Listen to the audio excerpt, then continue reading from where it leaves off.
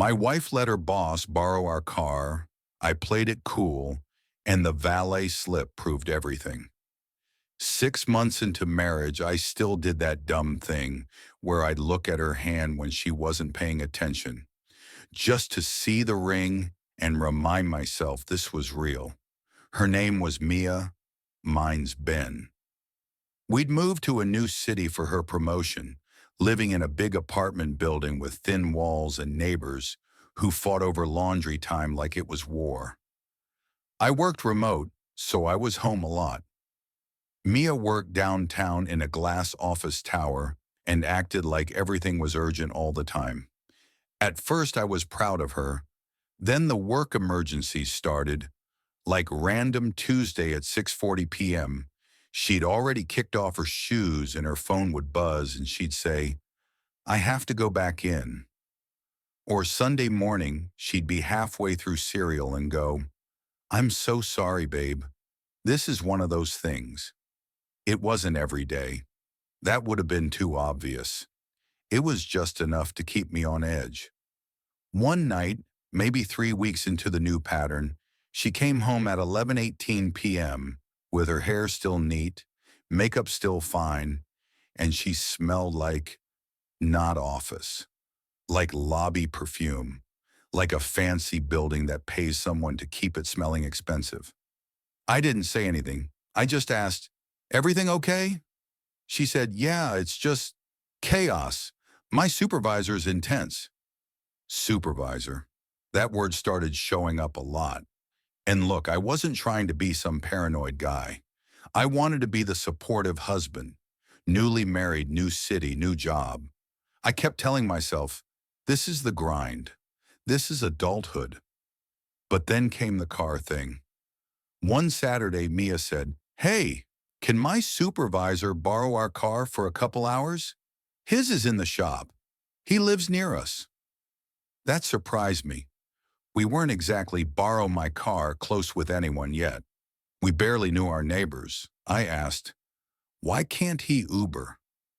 She rolled her eyes like I was being difficult. "Ben, it's not like that.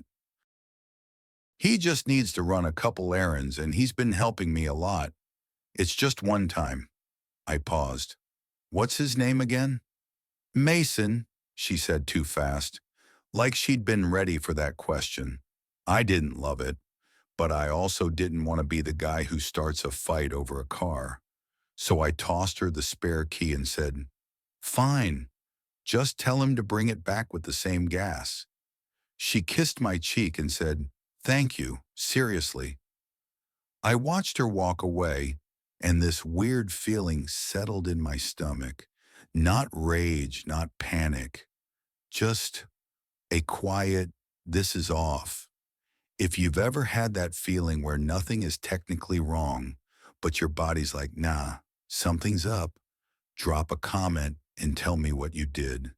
And yeah, subscribe if you want more real stories like this, because I wish I'd heard someone talk about this stuff before I lived it. So Mason borrows our car. 2 hours later, Mia brings it back herself. That was the first thing that didn't add up. If the whole point was Mason needed the car, why was Mia the one returning it? She came in like everything was normal, tossed the keys in the bowl by the door, and said, "All good." I glanced out the window. Our car was parked crooked, like whoever parked it didn't care. I said, "Where's Mason?" She didn't miss a beat. "He got a call and had to go back in. I just picked it up from him." Picked it up from him. Okay. That night we watched some show I didn't care about. Mia laughed at parts that weren't funny. I kept looking at her hands like maybe they'd give away a secret. When we went to bed, she fell asleep fast. Like immediately. Like the kind of sleep you get when you're exhausted or when you're done performing. I didn't do the phone thing. I didn't need to. The weirdness was already stacking. The next morning, I went to the car to grab my gym bag from the trunk. I opened the driver's side door and got hit with a smell. Not cigarettes, not cologne, something sharper. It smelled like a hotel lobby and peppermint gum, and the seat was pushed back. Mia was shorter than me. She drove with the seat closer. The seat being back wasn't proof of anything by itself, but it was like someone had rearranged my living room furniture and then told me I was crazy for noticing. I reached into the cup holder for my spare change and pulled out a crumpled piece of paper. Not a receipt, not a note, a valet slip, black print, cheap thin paper. The kind you get when someone parks your car at a place you don't normally go unless you're wearing nicer shoes. It had a stamp on it. Friday 9:07 p.m. Location, the Meridian. I stared at it for a good 10 seconds, because Friday night at 9:07 p.m., Mia had texted me from the office saying, "Still here, don't wait up." The crazy part wasn't the valet slip. It was realizing she'd used our own car like it was a shared secret. I didn't freak out. Not yet. I grabbed my phone and looked up the Meridian. It wasn't some random parking garage. It was a high-end rooftop restaurant and lounge, the kind with dress codes and $18 mocktails. And here's the thing, I'd never been there. Mia and I had talked about going sometime once we settled in. So why was our car being valet parked there on a Friday night while she was stuck at work? I went back upstairs and kept my face normal. Mia was in the kitchen making coffee, wearing one of my hoodies like she was the most innocent person on earth. I asked, "Hey, what's the Meridian?" She didn't even look up. "What?" "The Meridian. Heard someone mention it. Is it good?" She shrugged. "I don't know. I think it's overpriced." "Okay," I said. "Have you ever been?" "No," she said, still casual. "Why?" I held the valet slip in my pocket like it weighed 50 pounds. I could have confronted her right there. I could have said, "Explain this." But I didn't want excuses. I didn't want a story. I wanted the truth. So I went quiet. Not silent treatment quiet. Just, I started listening. Over the next week, Mia had two more work emergencies. The first was Wednesday. She left at 7:20 p.m. in a hurry and didn't come back until after 10. The second was Friday. She said, "I might be late. Mason needs help prepping for Monday." Same supervisor, same name. That Friday, while she got ready, she put on nicer underwear. I know that sounds weird to say out loud, but married guys know. You notice patterns. You notice when it's a Tuesday and she's suddenly dressing like it's date night but calling it work. I didn't accuse. I didn't beg. I just said, "Okay, drive safe." She kissed me like normal, grabbed her bag and left. The second her car pulled out, I went to the junk drawer and took out the valet slip from before. I took a photo of it. Then I checked our glove box. I know it sounds like I'm rummaging, but it was my car too. And I wasn't hunting for messages. I was looking for paper trails. In the glove box, under the insurance stuff, was another little slip. This one wasn't valet. It was a parking ticket warning. Not a fine. Just a printed notice that said basically, "Don't park here again." It had a location, a street near the Meridian, and a time, 9:42 p.m. on Wednesday. So Wednesday night, she wasn't at the office. She was near that rooftop place. That's when it hit me. She wasn't just lying about where she was. She was repeating the same night like it was a routine. I sat on the couch for a while, just staring at my TV that wasn't even on. And then I did something I'm not proud of, but I also don't regret. I called the restaurant, not to ask if my wife was cheating. I wasn't going to be that guy on the phone. I said, "Hey, random question. Do you validate parking for valet or do you guys just do the slip thing? The hostess' upbeat voice said, Valet is through us. We stamp slips with date and time. If you lost yours, we can sometimes look it up if you have the plate number. Plate number. I thanked her and hung up. Now my hands were shaking because I had the plate number and I knew the exact date from the slip. But I also knew calling back and asking them to look it up was stepping into a place I might not want to see. So I didn't. Instead, I waited. Mia came home at 10:56 p.m., smiling a little too hard. She said, "Long night." I said, "Yeah?" She dropped her bag by the door and said, "Mason was stressed, just one of those weeks." I nodded like I believed her. Then I said, calm, "Hey, can we talk for a second?" She froze for just half a second, barely noticeable. But I saw it. We sat at the kitchen table, the same table we'd eaten takeout on when we moved in, the same table where she'd told me she wanted kids soon. I didn't slam the slip on the table. I didn't raise my voice.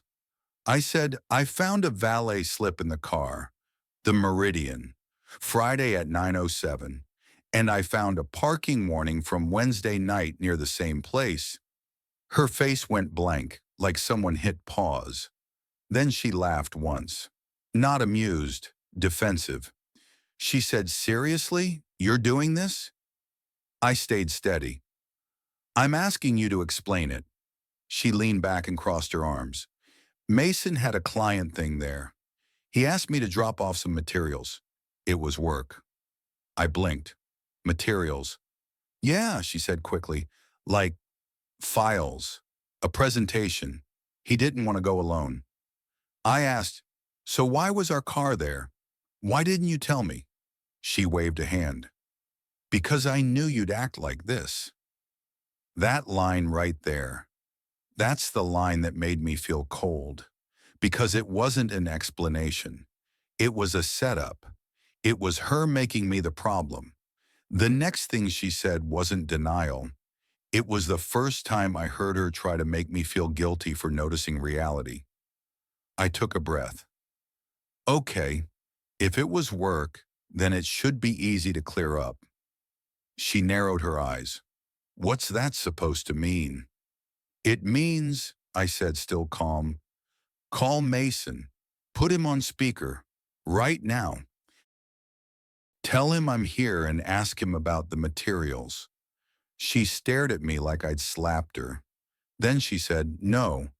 I nodded once. "Why not?" "Because it's embarrassing," she snapped. "Because you're making this weird." I didn't budge. "If it's work, it's not weird." She stood up so fast her chair scraped. "I'm not calling my supervisor at 11 p.m. to soothe your insecurity." There it was again, me being the issue. I stood too, but I didn't get loud. I just reached into my pocket and set the valet slip on the table. Then I said, "I'm not asking for soothing. I'm asking for truth. If you can't do something that simple, then I'm going to assume the worst." She looked at the slip, then back at me. And for a second, I thought she might come clean. Instead, she said, "You've been distant lately. You don't even try here. I've been carrying everything." I laughed, but not in a funny way. "I work from home. I moved here for you. I cook half our meals." "What are you talking about?" she said. "You're always tired. You don't plan anything. You make me feel alone." I stared at her. "So your answer to feeling alone is, what? Rooftop lounges with your supervisor?" She flinched at that. "Just a little." Then she said, "Nothing happened." I said, "Then call him." She didn't. She grabbed her phone, walked into the bedroom, and shut the door. I stayed in the kitchen, listening to the muffled sound of her talking, not on a call, talking out loud, practicing, like she was rehearsing a version of events. A few minutes later, she came back out and said, "I'm done with this interrogation." I said, "Me too." Then I did something I didn't think I'd ever do in my life. I went to the closet and pulled out a duffel bag. I didn't pack everything, just basics. Jeans, 2 shirts, my charger, deodorant, a hoodie. Mia followed me like I was doing a prank. She said, "You're seriously leaving? Over a parking slip?" I looked her in the eye and said, "I'm leaving because you're lying and you won't even try to prove you're not." She scoffed. "Unbelievable." I walked to the door and she said, "Where are you going?" I said, "Somewhere I don't feel stupid." That's when she tried the last move. She said, "Fine, go. And when you calm down, don't expect me to be waiting." I turned back and said, "Mia, you weren't waiting. That's the whole point." Her face shifted, like anger and panic fighting each other. I left quietly, no yelling, no dramatic speech, just the sound of the door clicking shut behind me. I thought leaving would be the hardest part. Then my phone lit up with something that made it way worse. I sat in my car in the garage for a minute, just breathing. Then my phone buzzed. It wasn't Mia. It was an email notification, a shared account thing we used for bills and apartment stuff, one of those boring emails you usually ignore. Subject line, Valet service receipt, the Meridian.